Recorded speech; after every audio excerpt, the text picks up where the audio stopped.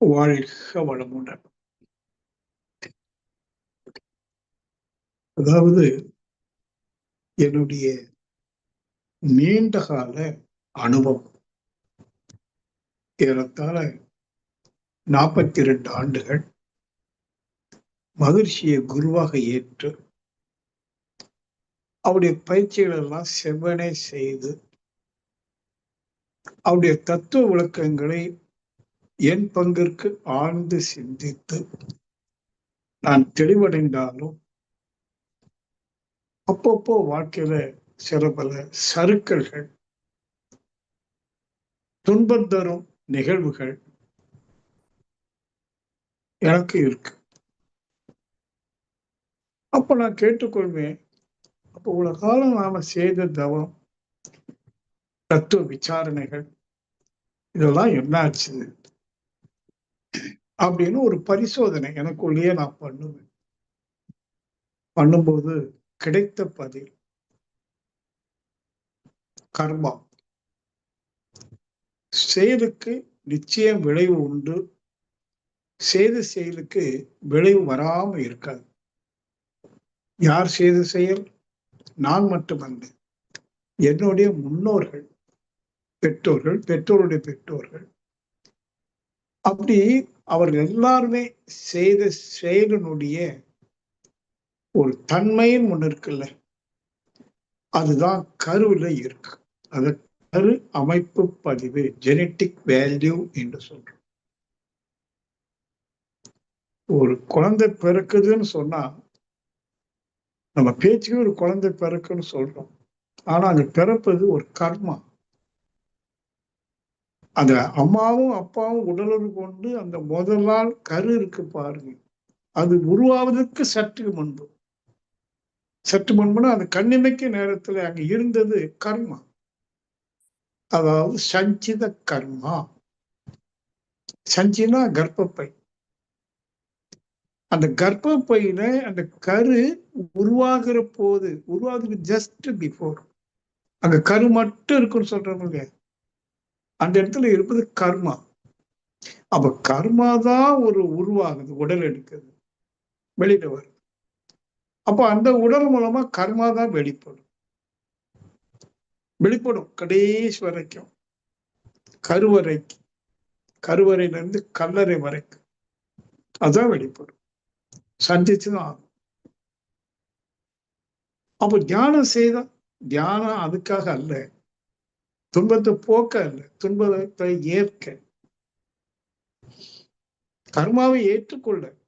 ஆனா முடியலையே, இல்லையா? கஷ்டம் வரும்போது நீங்க எல்லாம் சொன்னாலும் புரியுது சார், முடியலையே. நான் என்ன சொல்றாரு? முடியாது. அப்ப முடியாதுன்னு சொல்லும் போது அது நம்மளுடைய இயலாமை. அது ஏன் முடியாதுன்னு ஒண்ணு கண்டன ஆராய்ச்சி பண்ண போது, இந்த உடல்மான இயக்கம் என்னுடைய கட்டுப்பாட்டுல இல்லை. புரிந்து கொள்ளுங்க. உடல் தானா இயங்குது, தானா பிறந்தது இல்லையா? அந்த கரு தானா உருவாயிட்டு பிறந்தது, வளர்ந்தது, வாழ்ந்து கொண்டிருக்கிறது. உடல் மட்டும் இல்லை, மன இயக்கம் ரெண்டும் ஒண்ணுதான். 2 sides of a coin. உடல் மன இயக்கம் என்பது ஒரு நாணயத்தின் 2 பக்கங்கள் போல. அது தானா அந்த கர்மாக்கு ஒக்க தானா இயங்கி கொண்டிருக்கு. அங்க எனக்கு ஆதிக்கம் செலுத்த முடியல. சரி, அப்படின்னா நான் யாருன்னு பார்க்கிற போது, இந்த உடல் மன இயக்கத்திற்கு நான் என்பது ஒரு சாட்சி உணர்வு, விட்னஸிங் கான்சியஸ்னஸ், அதான் ரியல் ஐ. ஆனா அந்த சாட்சி உணர்வுனா என்னன்னு சரியா புரியாத காரணத்தினாலும், அந்த அளவுக்கு பக்குவப்பட்டு விலை நிற்க முடியாத காரணத்தினாலும் இந்த இயலாமைகள் எல்லாம் நமக்கு துன்பம் தரும். இந்த இயலாமை என்பது துன்பம் தரணும்னு அவசியம் இல்லை.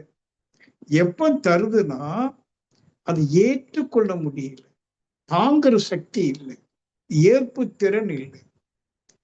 ஆகவே நாம போராடுகிறோம், கோயிலுக்கு போய் பிரார்த்தனை செய்யறோம், வேண்டுறோம், எல்லாம் பண்றோம். ஆனாலும் வருது, தாங்க முடியல. சரி, அப்ப என்ன செய்யலாம் அப்படின்னு சிந்தித்த போது கண்ட உண்மை இது. நீண்ட கால அனுபவத்தினால் அண்மையில் நான் கண்ட ஒரு உண்மை அது. முதல்ல என்னால முடியலைங்கிறத நான் ஒத்துக்கொள்றேன். என்னால முடியல. அந்த இயற்கைக்கு நான் என்ன சரண்டர் பண்றேன். இயற்கை நான் இறைவா என்று அழைக்கிறேன். இறைவா, என்னால முடியல, நான் இயலாமை ஒத்துக்கிறேன் அப்படின்னு ஒரு சரண்டர். பிறகு அறிவுபூர்வமா சிந்திக்கிறேன்.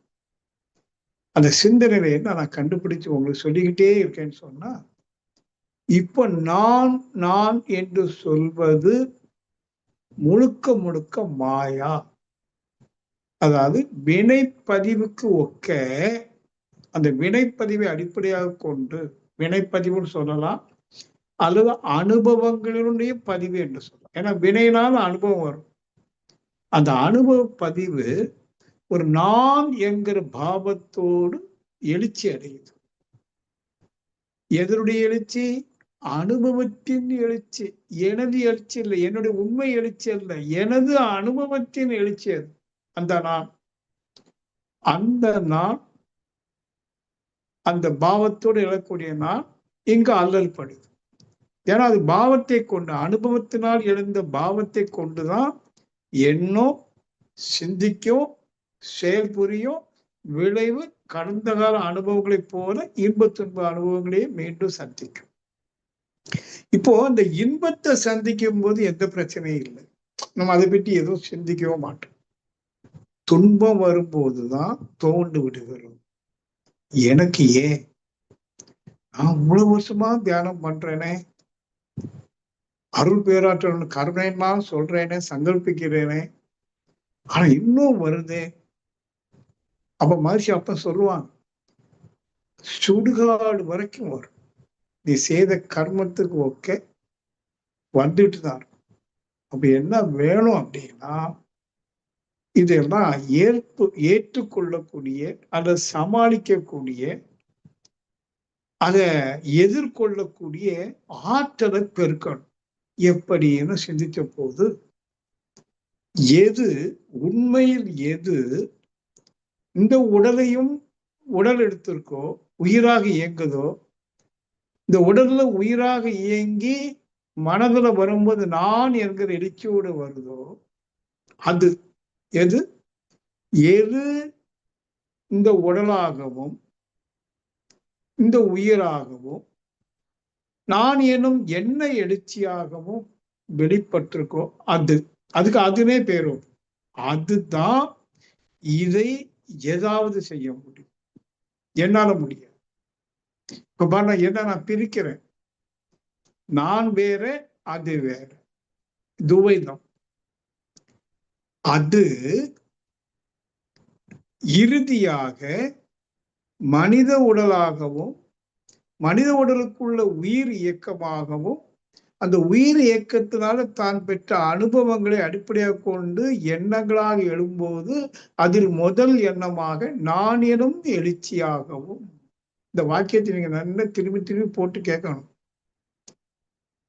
கண்ணை மூடி சட்டுன்னு சொல்றேன், கண்ணை திறந்தா எனக்கும் செதறி போயிடும். அதுக்கு என்ன பேர் வைக்கலாம்? உண்மைன்னு வைத்துக் கொள்ளுங்களேன். மெய்ப்பொருள், ஆதியனும் பரம்பொருள், ஆதியனும் பரம்பொருள் மெய், ஆதியனும் பரம்பொருள் மெய் எழுச்சி பெற்று அணுவென்ற உயிராகி அணுக்கள் கூடி மோதி இணைந்து இயங்குகின்ற நிலைமைக்கேற்ப மூலகங்கள் பலவாகி அவை இணைந்து பேதித்த அண்டகோடிகளாய். என்ன சொல்றாரு? அந்த மெய்ப்பொருள் தான் அது மின்னாகி எல்லாகி பிரபஞ்சமாகி அண்ட சராசரங்களாகி மற்றும் அப்படி அதோடு நிக்கல. பிறப்பு இறப்பிடை, அதாவது ஜீவன்களிடை உணர்தல் இயக்கமாகி, அப்ப நம்மகிட்ட உணர்தல்ங்கிற இயக்கம் வருது. இந்த உணர்தல் என்ற இயக்கம் என்ன ஆகுது? உணர்ச்சி வேகம் அடைந்து பல பல அனுபவங்களை பெருக்கிக் கொண்டே இருக்கு இன்றைக்கு வரைக்கும். அதெல்லாம் சேர்ந்து பதிவுன்னு சொல்றோம். அப்ப நான் யாருன்னா, இப்ப இருக்கிறேன்னா மாயா, அது பதிவாகின்னு சொன்ன மாதிரி அந்த பதிவு தான் நானாக எழுது. மெய்ப்பொருள் எழல, இன்னும் மெய்ப்பொருள் தெய்வம் இன்னும் நானாக எழல. எழுவது பதிவு, அனுபவ பதிவு. அத பாவம் என்று சொல்றோம். அகம் பாவம். அதுக்குதான் துன்பம். ஆனா எதுக்கு துன்பம் கிடையாது தெரியுமோ? எது நானாக வந்திருக்கும் அந்த மெய்ப்பொருள், ஆதீனம் பரம்பொருள், அதுக்கு துன்பம் இல்லை. ஆனா அதுவும் உள்ள இருக்கு. இப்போ அகம் பிரம்மம், பிரம்மத்துக்கு துன்பம் இல்லை, பாவத்துக்கு தான் துன்பம். அப்ப என்ன செய்யறது இப்போ? அதுதான் இன்றைக்கு ஒரு தவம் செய்ததுமே. எது நானாயிட்டோ அதுதான் இந்த நானை சரி பண்ண முடியும், பழுது பார்க்க முடியும். நான் யாருன்னா சாட்சி தான். இந்த உடல்மான இயக்கத்துக்கு நான் சாட்சி தான். நான் ஒண்ணும் செய்ய முடியாது. அப்கோர்ஸ் இன்றைக்கு இருக்கிற விஞ்ஞான அறிவை கொண்டு நோயை போகுது, மருந்து சாப்பிடலாம். ஆனா மருந்து சாப்பிட்டு நோய் போறது பாருங்க, அது உண்மையான தீர்வு அல்ல. அது ஒரு தற்காலிக தீர்வு மட்டுமல்ல, இன்னொரு நோய்க்கு அதுவே காரணமும் கூட. இது உடலுக்கு. இப்போ மனதுக்கு என்ன சொல்றோம்? கோவப்படாதப்பா, எல்லாத்தையும் அன்பு செலுத்து. எல்லாரும் சொல்றாங்க, முடியுதா? சொன்னவங்களே கோவப்பட்டுறாங்க. அன்பு செலுத்த என்ன செய்யணும் தெரியல, குழப்பம். கவலையை ஒழிச்சிரு, முடியல, பிரச்சனை வந்து தள்ளாடுறோம். அப்போ இதெல்லாம் சொல்றதுக்கு நல்லா இருக்கு, செயலுக்கு வரல. இப்போ மனுஷன் இருந்தாலும்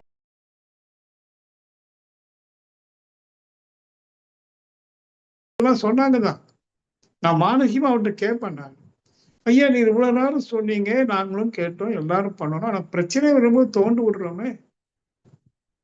கோபம் வரும்போது ஒரு அரசியல்வாதியா மாறி கொலை செய்யக்கூடிய அளவுக்கு மனசு போகுதே. நம்முடைய ஆன்மீகத்திலே பார்க்கிறோமே, நம்முடைய ஆன்மீகத்துல வேதாத்திரி ஆன்மீகத்திலே பார்க்கிறோம்.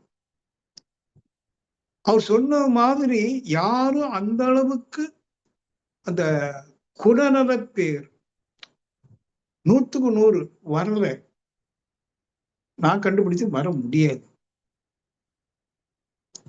நம்முடைய முயற்சியால வர முடியாது. அப்போ அப்போ இறைவனின் முயற்சி. இறைவனை யாரு? அந்த ஆற்றலோடு கூடிய அறிவு.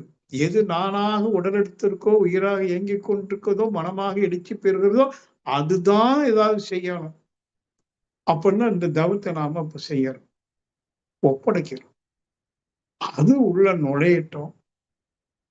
இந்த உடலை, ஏன்னா அந்த உடலாக பஞ்சபூதங்களாக இருக்கிறது அதுதானே.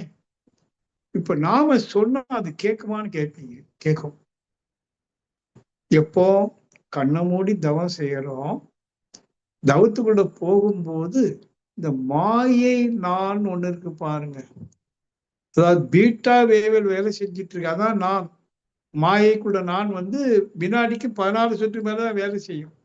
நீங்க கீழே வந்துட்டீங்கன்னா 13, 12, 10 ஆல்பாக்கு வந்துட்டீங்கன்னா அங்கே இறை ஆட்சி. நல்லா கவனிக்கணும்.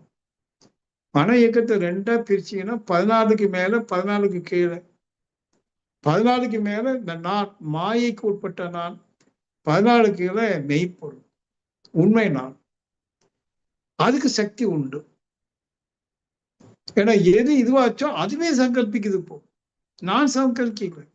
நான் சங்கல்பி என்பது 14க்கு மேல செய்த சங்கல்பம். ஆனால் தவத்துல உள்ள ஒடுங்கி போயிட்டு அங்க யார் இருக்கா? உண்மையான நான், அதாவது தெய்வம்.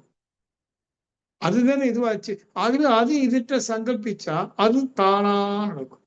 எப்படி சங்கல்பிக்குது? உடல்நலம், நீலாயு, நிறைய செல்வம், உயர் புகழ், மெஞ்ஞானம். இதை வேகமா சொல்லாம மெதுவா, உணர்வு பூர்வமா. நான் அப்படிதான் சொன்னேன் உங்களுக்கு. மட்டுமா பிரச்சனை வருது, அதை எதிர்கொள்ளக்கூடிய ஹவு டு ஃபேஸ்,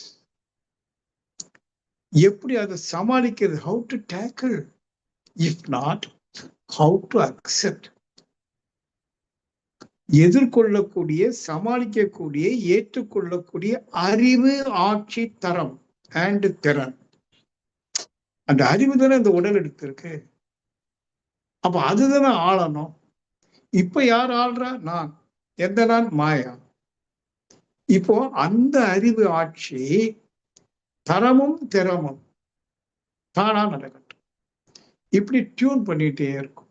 ஒரு பக்கம் உடலான நீளாகாது, இன்னொரு பிரச்சனை சமாளிக்கக்கூடிய விஷயங்கள். இந்த ரெண்டையும் ஆள் மனசுல டியூன் பண்ணிக்கிட்டே இருக்கணும்.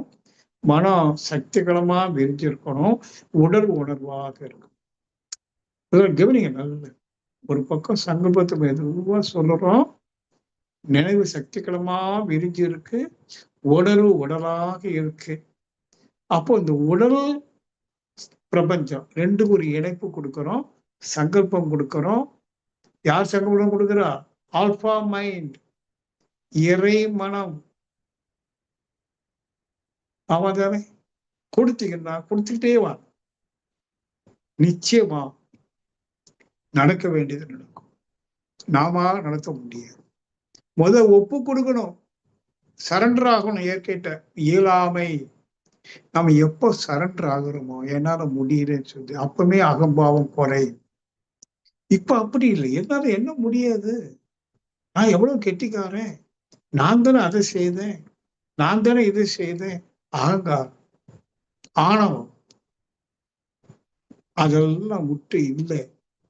என்னால ஒண்ணும் செய்ய முடியாது, செய்யலை. அது எப்படிலாம் நீங்க சிந்திக்கணும்னு கேட்டீங்கன்னா, நான் அப்படிதான் சிந்திச்சேன். இந்த பிரபஞ்சத்தை மனவீடு கொண்டு அண்மையில பாருங்க, ஒரு 4 நாளைக்கு முன்னாடி நாசால போட்ட சொல்லலாம் 480 கோடி ஒளியாண்டு தூரத்தில் இருக்கிற ஒரு நட்சத்திரத்துல இருந்து வெளிச்சம் வந்திருக்குது. எத்தனை ஒளியாண்டு? 480 கோடி ஒளியாண்டு. கணக்குல போட முடியாது. ஒரு ஒளியாண்டுன்னு சொன்னா ஒரு வினாடிக்கு 1,72,000 வேகத்துல வெளிச்சம் ஓடுது. அந்த வேகத்துல அது பெருக்கணும். 60ஆல பெருக்கணும், மீண்டும் 60ஆல பெருக்கணும், பிறகு 24ஆல பெருக்கணும், பிறகு 360ஆல பெருக்கணும். பெருக்கல் 480 கோடி. மை காட், அண்மையில கண்டுபிடிச்சிருக்கோம். அப்போ அவ்வளவு தொலைவுல ஒரு நட்சத்திரம். அப்ப அந்த ஒளி இன்னைக்கு வருதுன்னா அது என்னைக்கு தோன்றி இருக்கணும்? கணக்கை போட முடியாது. கால்குலேஷன்லாம் கிடையாது.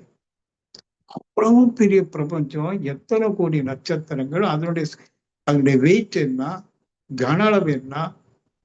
அப்படி இப்போ நம்ம சூரியன் எடுத்துட்டீங்கன்னா பூமியை போல 19 லட்சம் மடங்கு பெருசு.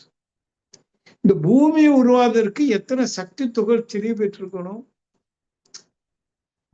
ஒரு விஞ்ஞானி அண்மையில சொல்லியிருந்தார், ஒரு சிறு கூழாங்கல் இருக்கு பாத்தீங்களா, சின்ன கூழாங்கல், அது கூட எத்தனை கோடி விண் துகள் இருக்கணும்? கணக்கு பண்ண முடியாது. அத்தனை கோடி விண் துகளையும் ஒரு ஆற்றல் அழுத்தி அழுத்தி அழுத்தி திரும்பி பெற செய்து ஒரு கூழாங்கல்லாம் காட்டு. அப்ப அது எவ்வளவு ஆற்றல் அழுத்தப்பட்டிருக்கான் சொல்றாரு. அந்த கூழாங்கல்ல வெடிக்க வச்சீங்கன்னா நம்முடைய சிட்டி அழிஞ்சு போகும். ஒரு சிட்டியை அழிக்கக்கூடிய சக்தி ஒரு கூழாங்குள்ளுக்குள்ள திணிவாக இருக்கிறது. Intensified energy. அப்படின்னா சூரியன்ல எவ்வளவு எனர்ஜி இருக்கணும்?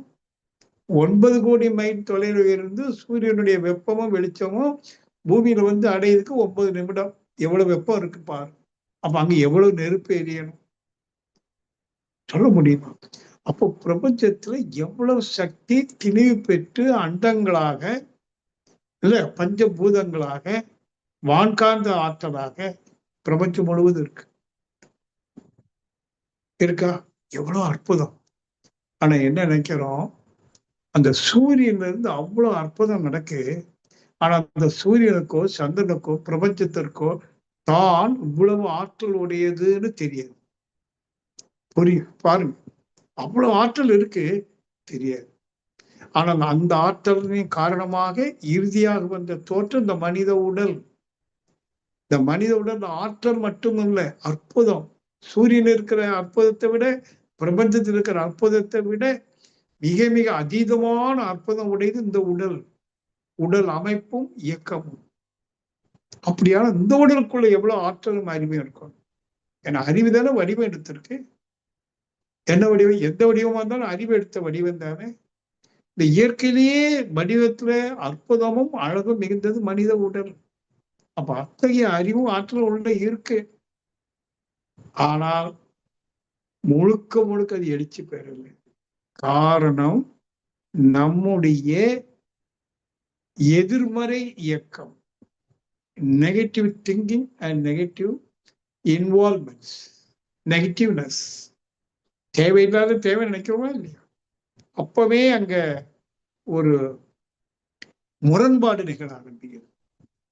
தேவையில்லாத தேவை என்று நினைப்பதோடு விடலை, அது தேடிக்கொண்டும் அதை பண்ணிக்கொண்டும் இதை பண்ணிக்கொண்டும் அறியாமையினால உணர்ச்சி வசப்பட்டு மயக்கத்துல அந்த காரியங்கள்லாம் செய்யும் போது இந்த அறிவு ஆற்றல் அப்படியே அடங்கிடும். இப்போ நாம யோகம் பயிர்றோம், ஆன்மீகத்தில் ஈடுபட்டிருக்கோம். நாம என்ன சிந்தித்து புரியணும், தேவைக்கு மேல தேவையில்லை இதை தேட வேண்டாம்.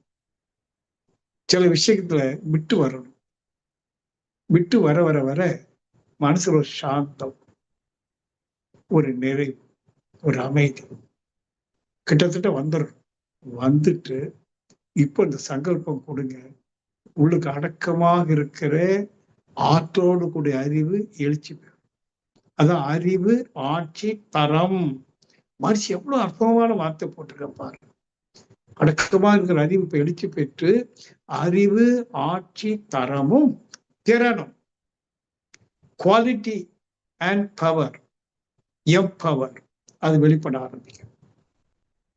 ஆமா, அது வெளிப்படும் போதுதான் அப்புறம் பிரச்சனை சந்திக்கிறீங்க. அதே பிரச்சனை. இப்போ பிரச்சனை நீங்க அணுகக்கூடிய முறை, அந்த அப்ரோச், ஹேண்டிலிங் வித்தியாசம். ஒரு சின்ன பிரச்சனையா இருந்தாலும் முன்னாடி அந்த பிரச்சனை ஊதி ஊதி பெருசா ஆகிடும். இப்போ பிரச்சனையை இல்லாமக்கிறோம். எதை கொண்டு? அறிவு ஆட்சி தரமும் திறனையும் கொண்டு. இது எப்போ சாத்தியம்? அதை ஸ்டிமுலேட் பண்றோம். எப்படி? இந்த மாதிரி தவத்துல இன்னைக்கு செய்த தவம் தான் மட்டுமில்லை, அந்த தவத்தை மறக்க கூடாது. நான் கூட சொன்ன, தக்க வைத்துக் கொள்வேன், என் உடல் தூய்மை ஆயிடுச்சு, தக்க வைத்துக் கொள்வேன், ஆன்மா தூய்மை ஆயிடுச்சு, தக்க வைத்துக் கொள்வேன் அப்படின்னா சங்கல்பம் கொடுக்கணும்.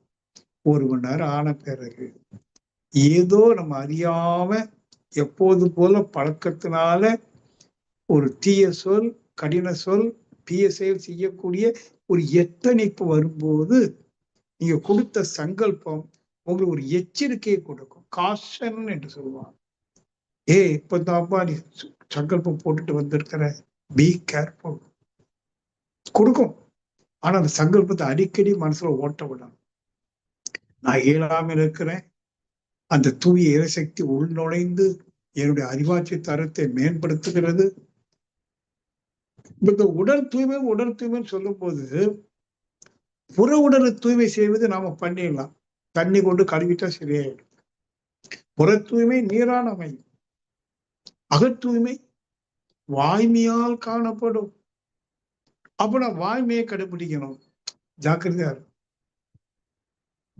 அப்பதான் உடல் தூய்மை அடையும். இன்னும் உடலுக்குள்ள பருவுடலுக்குள்ள இருக்கிற கழிவுன்னு சொல்றோமே, அது நம்முடைய உணவு பழக்க வழக்கம், மற்ற சில விஷயங்கள்லாம் இருக்கு. இன்னைக்கு நிறைய வந்திருக்கு. கழிவுகளை வெளியேற்றுறது, உடல்ல இருக்கிற கழிவுகளை வெளியேற்றுறது, கழிவு தேக்க வராம பார்த்துக்கிறது உடல். அவர் மனசுல இருக்கிற கழிவு, ஆன்மால இருக்கிற கழிவு, இதெல்லாம் சங்கல்பத்தின் மூலமாகவும் சிந்தனை மூலமாக புரிந்து கொள்வதன் மூலமாகவும் நாம செயற்படுத்திட்டே வந்தோம். ஒரு குறுகிய காலத்துல 3 மாசம் 6 மாசத்துக்குள்ள இது பொன் உடல், பொன் தேகம் என்று சொல்லுவாங்க. பொன் உடல். குரு என்ற கோளினுடைய நிறம் பொன், அது உள்ள பாய ஆரம்பிச்சிடும். ராகுகேதனுடைய கதிர்வீச்சு உள்ள போயிட்டு கருமையத்தை தூய்மை செய்திடும். ஏன்னா நம்ம சொல்றோம் சங்கல்பம், ஆன்ம தூய்மையும் ஆகிட ஆவண நிகழட்டும். எனக்கு தெரியாது என்ன நிகழணும், சங்கல்பமே அப்படிதான் கொடுக்கணும். ஆவண நிகழ்கிறது. எது நிகழ்ந்தால் இது ஆகுமோ, எது தூய நல்லுடலும் தூய ஆன்மாவும் எது நிகழ்ந்தால் ஆகுமோ அது ஆகட்டும், ஆவண செய்யட்டும். அப்புறம் அது கூட நம்ம கோஆபரேட் பண்ணணும். சங்கல்பம் கொடுத்தாச்சுன்னா வெளியில வந்த பிறகு இதோட ஒத்துழைக்கணும். ஏதோ மனைவி ஏதோ சத்தமா சொல்லிட்டான், ஜாக்கிரதை, பதில் சொல்லாத, ஆன்மா களங்கமாயிடும். இது பேரு விழிப்புணர்வு. இப்படி எல்லாம் பண்ணுனா நிச்சயமா சொல்றேங்க, நான் முயற்சி பண்ணிட்டே இருக்கேன். திடீர் சறுக்குவேன், எழுப்பிக்குவேன், ஏதோ ஒரு சொல்லு வந்துடும், உடனே அதை மாற்று போடுறேன். இயேசுநாதருக்கே வந்தது, ராதாகிருஷ்ணன் வரக்கூடாது, அப்படி சமாதானப்படுத்திடுவேன். சிலுவையில் அறையும் போது ஆண்டவரே கைவிட்டீரே என்று ஒரு சனம் விழுத்துட்டார், அடுத்த சனம் எந்திரிச்சிட்டார். இதெல்லாம் எதுக்கு கூட சொல்றேன்னு தெரியுமா? நீங்க ரொம்ப ஜாக்கிரதையா விழிப்புணர்வோடு இது போல நீங்க செய்து பாருங்க, நிச்சயமா உங்களுக்குள்ள ஒரு ஆனந்தமான அற்புதம் நிகழும். உங்களுடைய பார்வையும் பழக்கமும் எல்லாம் மாறும். யாரையும் உங்களால பார்க்க முடியாது. அழைக்கக்கூடிய அளவுக்கு, வெறுக்கக்கூடிய அளவுக்கு அவங்க நடந்தாலும் கூட உங்க மனசு அவங்களை வெறுக்க, ஏதோ செய்யறாங்க, ஏற்றுக்கொள்ளும். அப்படி உள்ள நிகழ்வுதை நான் பார்க்கிறேன். என்ன சூழ்ந்து நிறைய அன்பர்கள் இருக்காங்க இல்லையா, மாற்றம் வருது. ஆனா சில ஆண்டுகளுக்கு முன்பு இல்லாத மாற்றம் இப்பதான் அண்மையில வருது. காரணம், எவ்வளவோ தத்துவனை செய்தோம், தோல்விகளை தான் சந்திக்க முடியும். ஏன்னா அந்த மனசுல இருக்கக்கூடிய அரசியல் தனம், வியாபாரத்தனம், இந்த ரெண்டையும் போக்குவது ரொம்ப கடினமா இருக்கு. நீங்க கொஞ்சம் கவனிச்சு பாருங்க. ஆன்மீகத்துல ரொம்ப மேல்நிலையில் இருக்கக்கூடிய கூட அவங்களுக்குள்ளேயும் அந்த அரசியல் தனமும் வியாபாரத்தனமும் இருக்கு. எத்தனையோ ஒரு லட்சக்கணக்கான ஆன்மீகவாதிகள் தான் ஒருத்தர் 2 பேர் தான் பார்க்க முடியும். இது எல்லாமே ஒரு போலித்தனம்.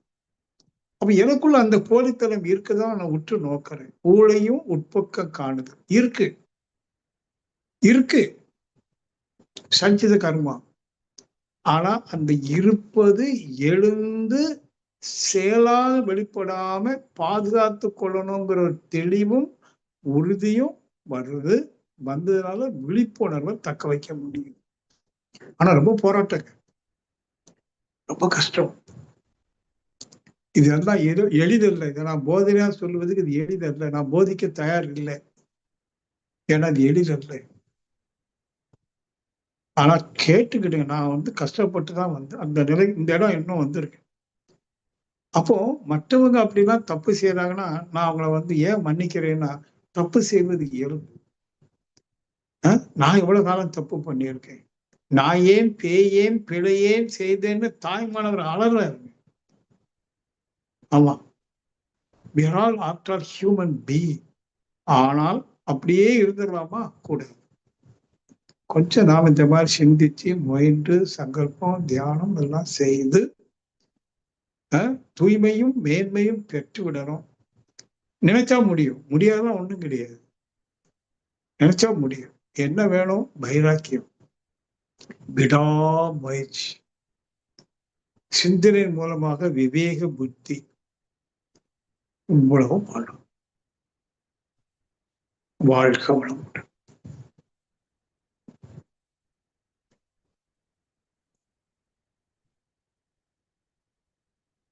சரிங்களா? எதனாச்சும் இருந்தா பேசுவோம்.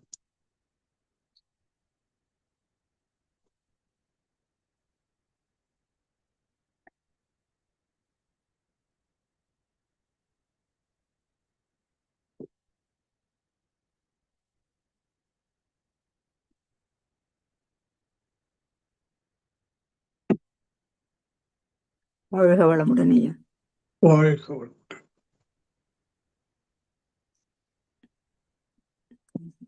என்னென்ன செய்திருக்கோன்றதெல்லாம் இப்ப திருப்பி பாக்குறோம். திருப்பி பார்த்துட்டு எல்லாத்தையும் சரி பண்றோம் ஐயா. வாழ்க வளமுடன். நன்றி ஐயா. வாழ்க வளமுடன். வாழ்க வளமுடன் ஐயா. கேக்குதா?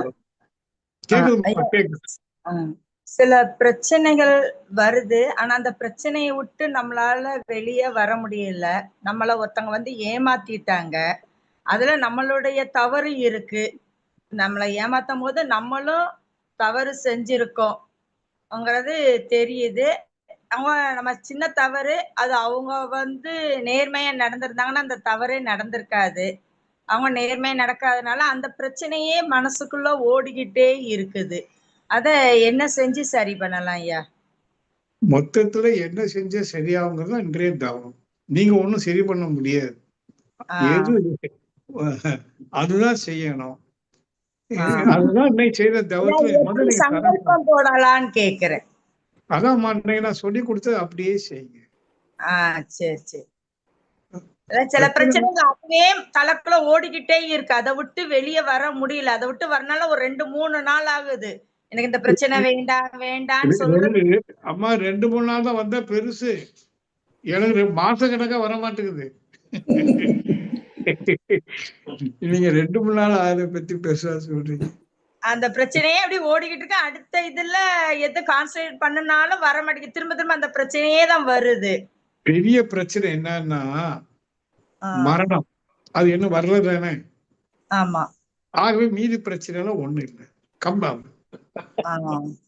நிறைய பிரச்சனை இருக்காங்க, செத்துட்டான்னு வைங்களேன், அவனுக்கு பிரச்சனை இல்லை. ஆமா. அப்படிதானே. மரணம் தான் பெரிய பிரச்சனை, அது வரல இல்ல. அப்ப இதெல்லாம் ஒண்ணு இல்ல, துக்கடான்னு சொல்லி தூப்பி தள்ளிடுங்க. Don't care.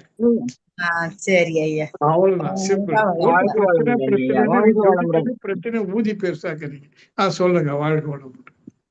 பிரச்சனை மரணமே பிரச்சனை இல்லை அப்படின்னு தான் விடுதலைன்னு சொல்லியிருக்கீங்க, அப்புறம் மரணம் ஒரு பிரச்சனைன்றீங்க, எப்படிங்க? பிரச்சனை உள்ளவங்களுக்கு. அதாவதுமா, ஒரு கருத்தை நீங்க அப்படியே எக்ஸ்ட்ரீமா எடுக்க கூடாது. பிரச்சனை நிறைய இருக்குன்னு யாராவது சங்கடப்பட்டு அவங்க என்ன நினைக்கணும், நான் உயிரோட இருக்கேன், சாகலையே இன்னும். சாகல இல்ல, மரணம் தானே பெரிய பிரச்சனை ஒரு மனுஷனுக்கு. யாரும் சாகப்படாதுன்னு நினைக்கிறான், அவனுக்கு ஒரு பிரச்சனையும் இல்லைன்னு அவனுக்கு. நான் எப்பவுமே சொல்றது ஒரு பொதுவான கருத்து. நீங்க உடனே அந்த எக்ஸ்ட்ரீம் போயிருக்க. எப்போ நீங்க பிரச்சனையே இல்லைன்னு நினைச்சிட்டீங்கன்னா ஒண்ணும் இல்லை, விடுதலை. அந்த அம்மா பிரச்சனை நினைச்சிட்டு இருக்காங்கல்ல, அவங்களுக்கு மரணத்தை விட பெரிய பிரச்சனை என்ன இருக்கு? நீ சாகலையே, உயிரோட இருக்கு, ஆகவே ஊதித்தள்ளு. உணர்வுக்கு சிந்தனை உயர்ந்த பிறகு, எனக்கு மரணம் இல்லை என்ற உணர்வு பெற்ற பிறகு அவனுக்கும் பிரச்சனை இருக்காது. பிரச்சனைகள் எல்லாம் மனதை சார்ந்தது, ஆன்மாவை சார்ந்தது அல்ல. நான் இந்த பிரேயர்ல அந்த மாதிரிதான் சொல்லுவேன், ஆரோக்கியமான வாழ்வியல் முறை அப்படின்னு எடுத்துக்குவேன். இன்றைக்கு நீங்க அதற்கு ஒரு சரியான தீர்வு நிறைய சொல்லியிருக்கீங்க. ஆட்டோ சஜஷன் மாதிரியே இருக்கு இந்த தியானமும் உங்களுடைய உரையும் அப்படியே இருந்தது. நன்றிங்க ஐயா. வாழ்க வளம். வாழ்க வளம். வாழ்க வளம்.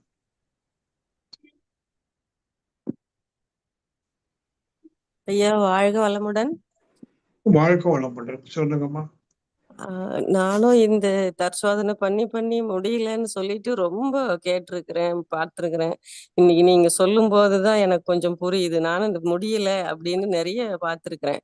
மீண்டும் மீண்டும் எடுத்துட்டோம்னா கூட மீண்டும் அந்த மாதிரிதான் நம்ம நடக்கிறோம் அப்படின்னு நிறைய பார்த்திருக்கிறேன். தோல்விதான் வருதே, நம்ம எப்படி இத நம்மளால செய்ய முடியலையே அப்படின்னு குரு கிட்ட சரண்டர் தான் பண்ணிருக்கேன். வாழ்க வளமுடன் ஐயா. நீங்க பேசுறது ஒரு புரிதலை ஏற்படுத்தி இருக்கு. ரொம்ப நன்றிங்க ஐயா. வாழ்க வளமுடன். இன்னைக்கு நான் எல்லாத்துக்கும் என்ன சொல்லுவேன், இன்னைக்கு நான் சொல்லிவிடுற தவத்தை டெய்லி ஒரு நேரமாவது செய்யுங்க. ஒரு 10 நிமிஷம் போதும்.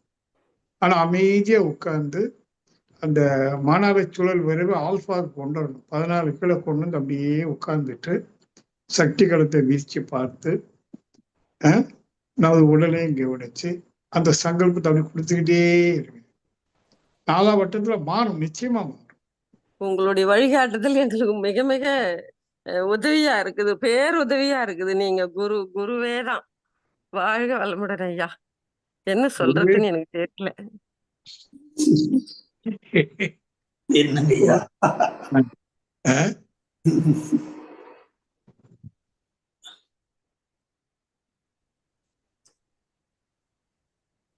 அப்புறம் வாழ்க வளமுடன் ஐயா. சொல்லுங்கம்மா, எப்படி இருக்கீங்க? நல்லா இருக்கேங்கய்யா. சந்தோஷம். உங்க வழிகாட்டுதல் படி நடந்துட்டே இருக்கேன். அது நல்லா உடல்நிலையும், அதாவது நான் உடல்நிலையை பத்தி நான் கவலைப்பட்டதில்லை. அது நடந்துட்டு இருக்கும். வினைப்பதிவுனால அது நடந்துட்டு இருக்குங்க. இன்னைக்கு கரெக்டா சொன்னீங்க, வினைப்பதிவு தான் இதுக்கெல்லாம் காரணம் அப்படின்னு. அது நான் ஆல்ரெடியே புரிஞ்சுக்கிட்டேன். நல்லா இருந்து அந்த சர்வவசிய தனாகர்ஷன மந்திரம் போற வரைக்கும் 32 நாள் நான் பண்ணியிருக்கேன். அத நான் ஊருக்கு போகும்போது திரும்ப வரும்போது முடியாம ஆயிடுச்சு. சரி, இப்படி போய் வர்றதுதான் நமக்கு நடக்கணும்னு இருக்கு. நம்மளோட வினைப்பதிவு தீருது அப்படின்றத நான் நல்லா புரிஞ்சுக்கிட்டேன். இப்ப நீங்க சொன்னதுல இருந்தும் நல்லா இது. ஆனா அதை பத்தி நான் கவலையும் படல. நான் எனது இது என்னுள் இருக்கும் அந்த இறையாற்றலையே முழுவதுமாக நம்பி நான் செயல்பட்டு இருக்கேங்க. வாழ்க்கை வளர்த்து.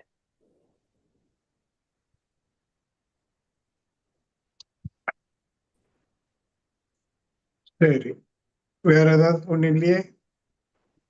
முடிச்சிடலாமா ஐயா? நிறைய செய்து கொள்ளலாமா? நிறைய செய்து கொள்ள. Okay okay. வேற யாராவது கொஸ்டின்ஸ் எதுவும் கேக்குறீங்களா? எல்லாரும் தெளிவா இருக்காங்க. ஓகேங்க, வாழ்க்கை வளர்ந்த. அருமையான தவம், சங்கல்பம் ஐயா கொடுத்திருக்காங்க. அவங்க சொன்ன மாதிரி இத நம்ம டெய்லி ஒரு தடவையாவது செஞ்சா நிச்சயமா கொஞ்ச நாள்ல நமக்கு நல்ல விரிதலும் மன உறுதியும் வைராக்கியமும் ஏற்படும்ன்றத நான் உண்மையா நம்பியிருக்கேன்.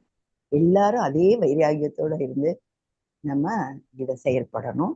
அது எல்லாரும் ஒரு தாழ்மையான வேண்டுகோளா எடுத்துக்கங்க. வாழ்க வளமுடன். ஐயா அவர்களுக்கு நன்றி கூறும் வகையில் எல்லோரும் துரியத்திலிருந்து ஐயாவை வாழ்த்துவோம். ஞான ரிஷி எஸ் ராதாகிருஷ்ணன் ஐயா அவர்கள் வாழ்க வளம். அவர்களது உடல் நலம் வாழ்க வளம். அவர்களது அன்பு குடும்பம் வாழ்க வளம்.